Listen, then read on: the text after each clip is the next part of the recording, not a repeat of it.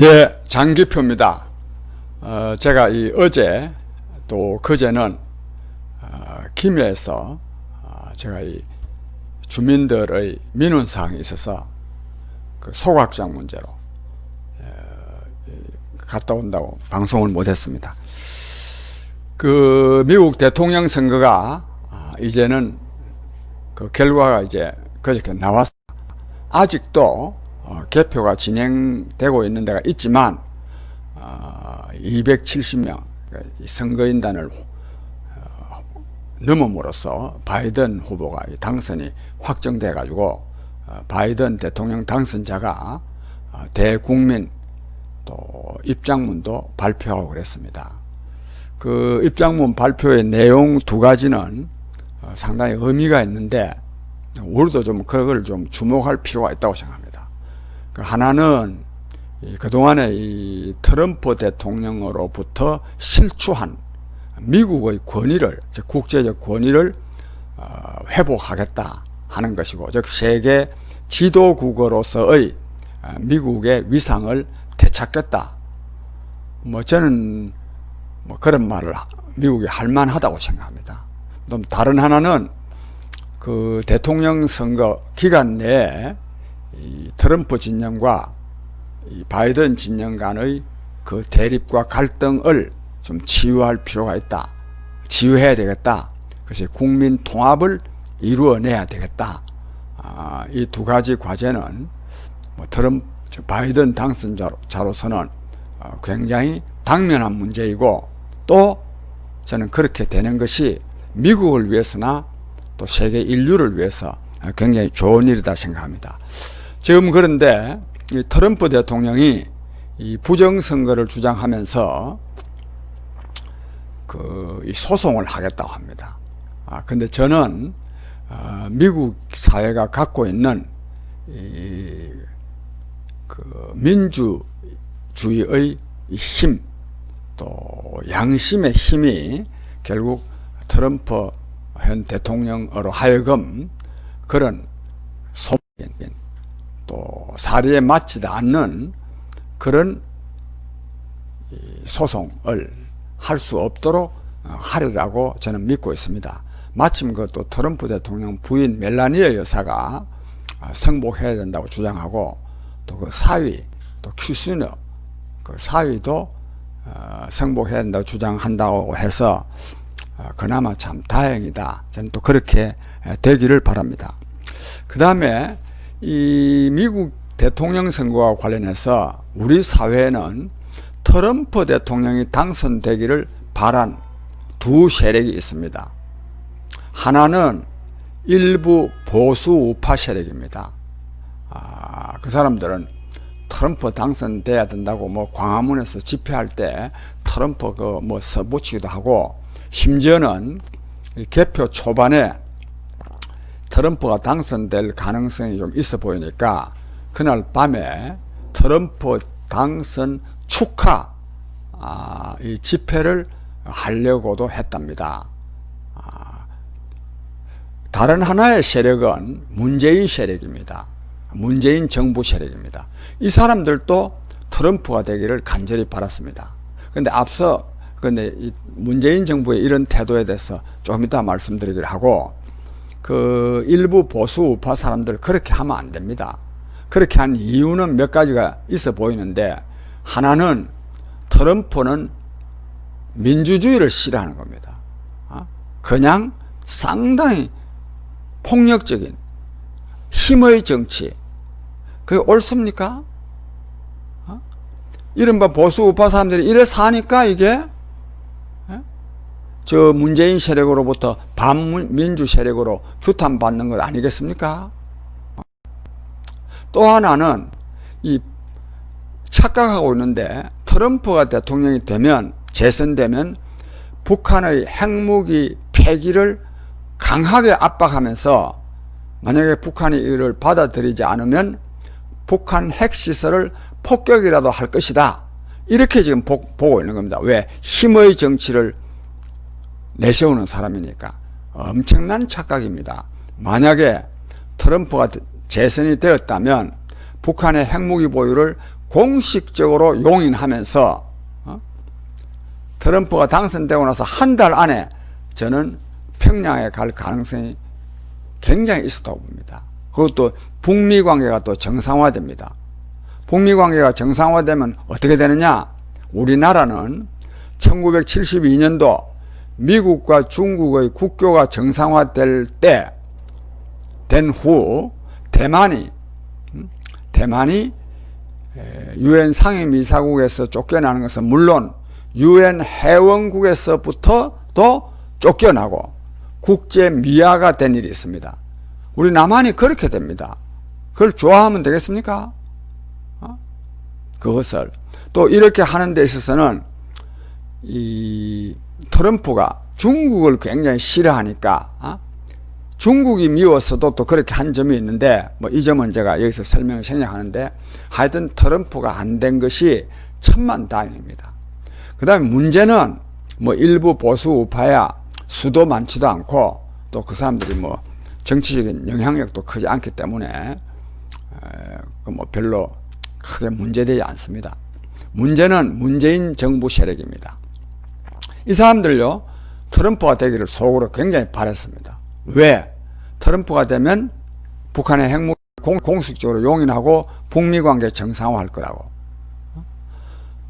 아니 북미 관계 정상화하는 거야 뭐 나쁘지 않다고 말한다 하더라도 북한의 핵무기 보유를 공식적으로 인정하면 되겠습니까 이게? 우리는 그렇게 되면 북한의 핵무기를 머리에 이고 사는 것 아닙니까? 여기다가 또 앞서 말씀드린 대로 북미 관계가 정상화되면서부터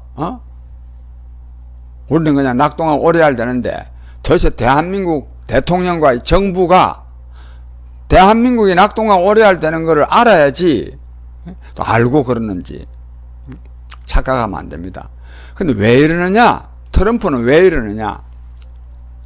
트럼프의 최대 관심사는 그리고 미국의 최대 대외 정책은 북한과 관련된 게 아닙니다. 중국입니다.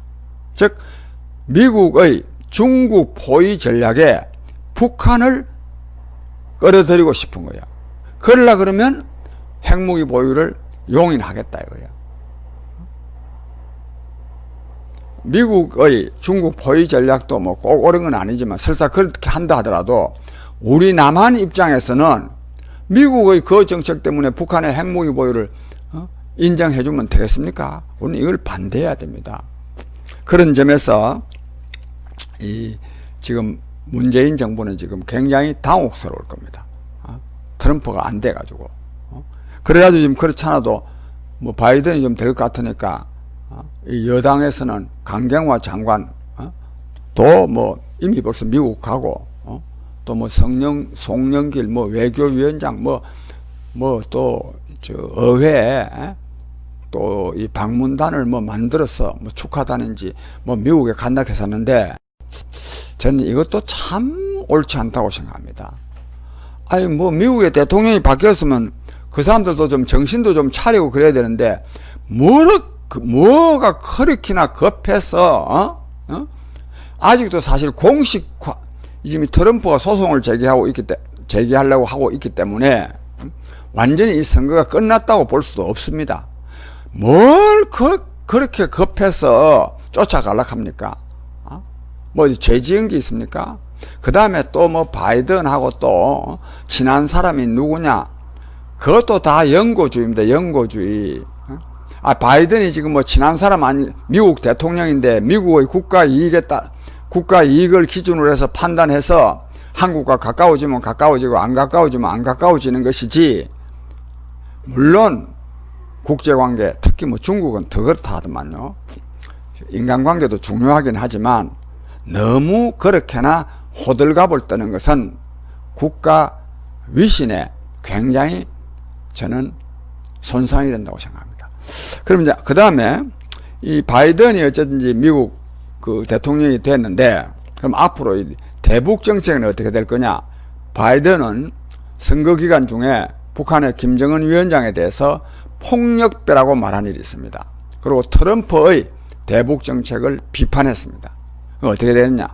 요거는 오늘은 이 말씀만 말씀드릴 일이 아니기 때문에 저는 바이든은 말하자면 협상과, 즉 북한 핵 문제와 관련한 북한과의 이 대화를 대화를 재개하면서, 그리고 핵무기를 보유하고 있는 북한을 굉장히 압박하라고 생각합니다. 그러니까 유엔의 제재를 지지하면서 이런 상황이 지속되는데, 그러나 그러니까 이 대화도 하면서도 맞아 압박도 하는데 결과는 뭐냐?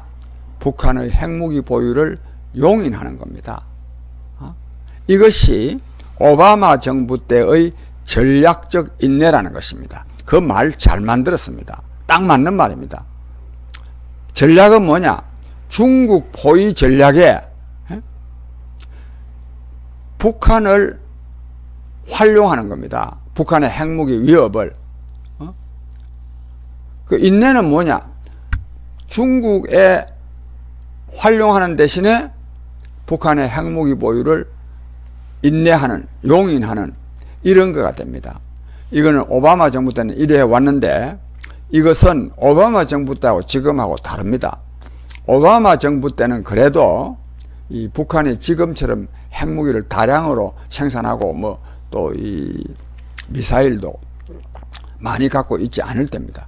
지금은 상당히 다른데, 하여튼 요컨대 바이든이 들어서서 오바마 정부 때의 말하자면 전략적 인내 정책을 거의 그대로 답습할 가능성이 있는데, 이것은 옳지 않습니다. 이건 우리는 결과적으로는 어떻게 되느냐? 결과는 북한의 핵무기 보유를 머리에 이고 살면서 북한 핵 위협에 놓이면서 북한에게 종속됩니다.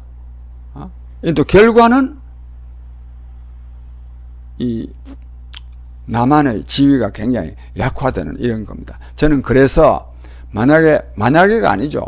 뭐 이미 그랬어야 되지만 바이든 정부가 말하자면 대화와 제재를 병행하는 그런 이 전략적 인내 정책을 계속 할 거니까 저는 남한도 핵무기를 가져야 된다고 생각합니다. 핵무기를 보유해야 됩니다. 그래야 근데 핵무기를 보유하려고 하면 미국도 반대하지만 중국도 강력하게 반대하거든요. 오히려 이 남한이 핵무기를 보유해야 북한의 핵무기 폐기를 위한 실질적인 협상이 이루어질 수 있습니다. 또 뿐만 아니라 저는 그렇게 해가지고 정말로 북한의 핵무기를 폐기하려고 그러면 남한 중심으로 한반도 통일이 이루어져야 함을 미국과 중국한테 설득을 해가지고 우리가 이 남한 중심의 통일을 이루는 방향으로 나아가야 된다고 이렇게 보고 있습니다. 이 점과 관련해서는 즉 북한 핵무기 보유를 활용을 해서 미국과 중국에게 남한 중심의 한반도 통일이 이루어져야 북한 핵 문제를 해결할 수 있고, 그리고 한반도도 비핵화될 수 있고, 그리고 동북아시아의 평화도 정착시킬 수 있다고 하는 것을 저는 미국과 중국에 설득해야 된다고 보는데, 이 문제는 다음에 제가 자세하게 말씀드리도록 하겠습니다. 그 다음에요, 오늘 한겨레 신문을 보니까 정말 한겨레 신문답지 못해요. 무슨 내용이냐 하면, 저는 이 한겨레 신문 일부러 이렇게 지적하는 건 뭐 다른 신문도 비슷하지만은 이 한겨레 신문은 언필칭이 아니지. 말하자면 지난날 70년대 80년대 민주화 운동의 최대 성과물이 한겨레 신문이라고 할 수 있습니다. 구체적인 성과물이 물론 민주정부도 들었었지만, 그런데 이 맨날요 학생들 편들고 뭐 운동권 편들고 뭐 이런 사람들이 이 지금 이 정부가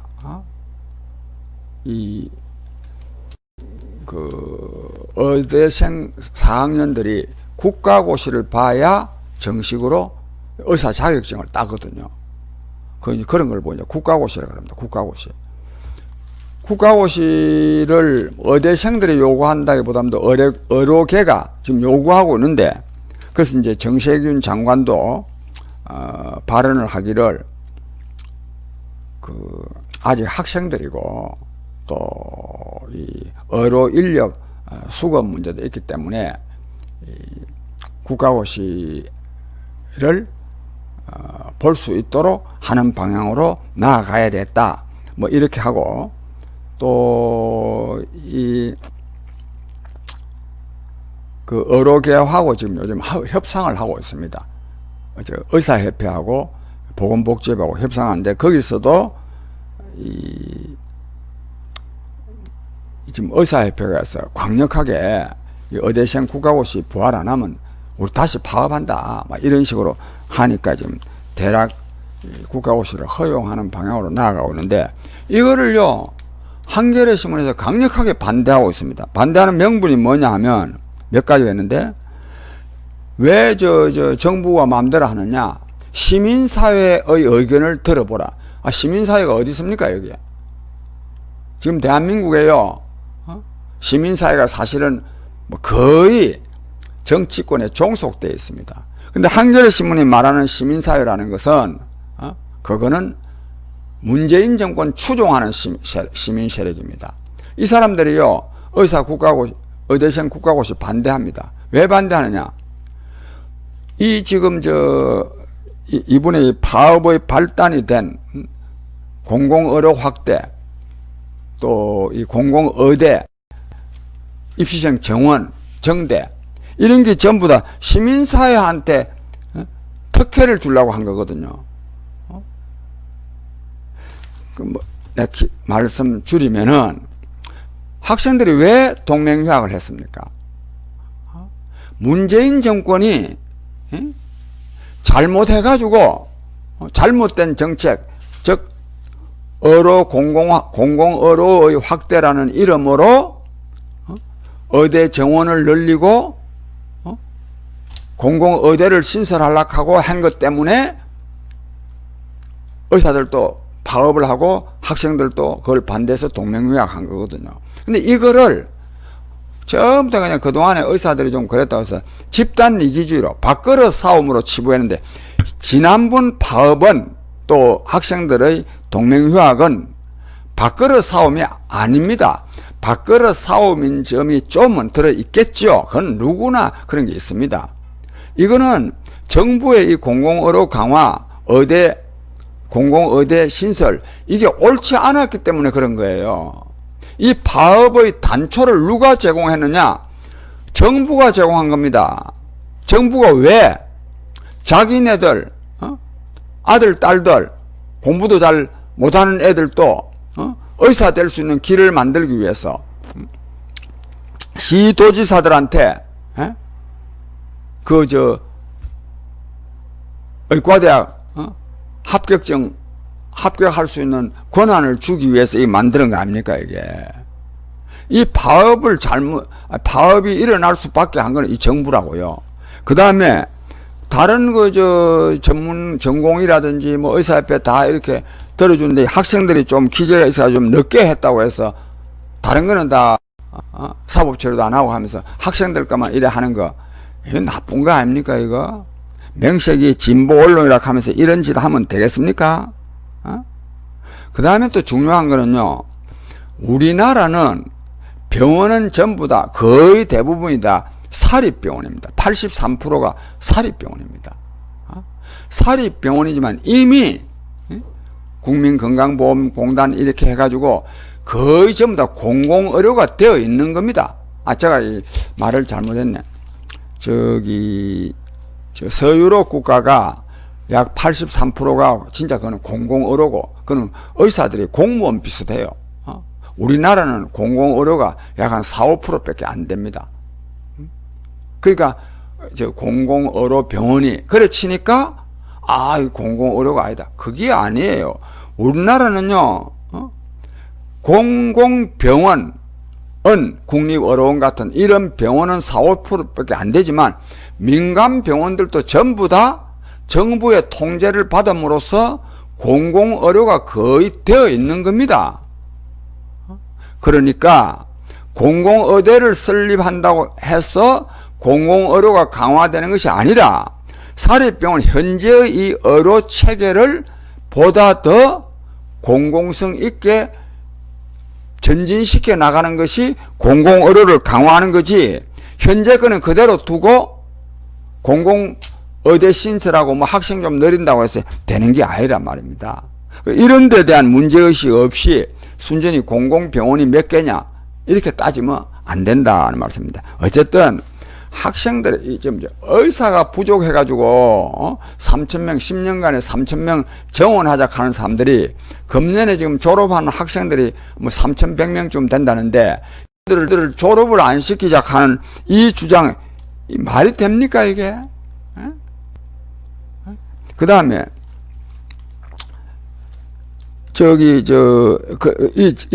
이 파업의 원인 제공자는 정부인데, 이 한겨레 신문은 뭐라고 밀어붙이느냐면 어로계의 집단 이기주의와 오만이 불러들인 파업이다.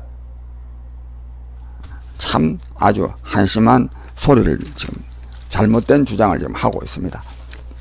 그 다음에 우리 국민 여러분, 저는 이 문재인 정권이 빨리 끝나야 된다고 생각합니다. 그건 여러 차례 말씀드렸고, 근데 끝날라 그러면은 결국은 대중투쟁이 중요합니다. 100만 명 이상이 모이는 대중투쟁을 해야 됩니다. 저는 이를 위해서 지금은 코로나 이 방역 조치도 우리가 지켜가면서 해야 되니까 하여튼 매주 수요일 날 오후 3시에 광화문에서 집회를 하는데, 광화문 복판에서는 지금 서울시가 집회를 할 수 없도록 조치해놨기 때문에 못하고 경복궁역 6번 출구 앞에서 매주 수요일 이번 11일 날 오후 3시에 집회를 합니다. 저는 지금은 진짜 시작은 미약하지만 아주 장대하게 될 수 있도록 제가 할 겁니다. 그래서 하여튼 이 방송 들으시는 분들은 11일 날 수요일 날 오후 3시 경복궁역 6번 출구 앞으로 많이 좀 나와 주시기 바랍니다. 그 다음에 이 대중투쟁도 중요하지만 제1야당도 중요합니다. 제1야당. 그건 지금은 제1야당이 국민의힘입니다. 저 국민의힘 김해시을 당협위원장을 맡고 있습니다. 저는 이 국민의힘이 지금과 같이 문재인 정권을 끝장내고자 하는 아무런 결기도 없이 허리멍텅하게 하는 것은 이래가는 정말 문재인 정권을 끝장내는데 굉장한 방해가 된다고 저는 생각합니다. 그래서 저도 당원의 한 사람으로서 오늘 제가 국민의힘은 황골탈퇴해야 되는데, 황골탈퇴하려고 그러면 당원으로부터의 쿠데타가 일어나야 된다. 이제 쿠데타라는 말보다는 반정, 인조 반정 아닙니까? 인조 반정. 그 광해군을 딱 쿠데타죠. 몰아낸 것처럼. 당원 반정이 일어나야 된다.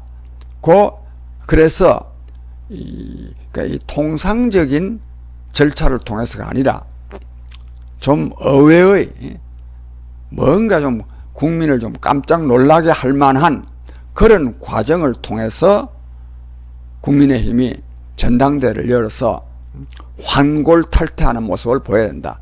또 이 대표도 아주 젊디 젊은 사람을 딱 세운다든지 아주 과감하게 이래야 된다 싶어서 제가 오늘 페이스북에다가 이 국민의힘 당협위원장들에게 보내는 글을 제가 올리고 앞으로 그런 방향으로 제가 노력을 하려고 합니다. 즉 국민의힘이 환골탈퇴할 수 있도록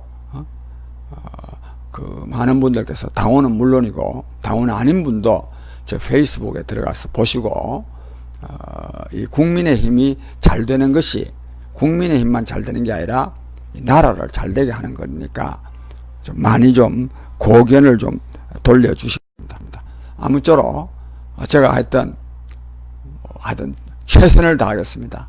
많이 성원해 주시기 바라고 11일 모레 수요일 날 경복궁역 6번 출구로 많이 좀 나와 주시기 바랍니다. 감사합니다.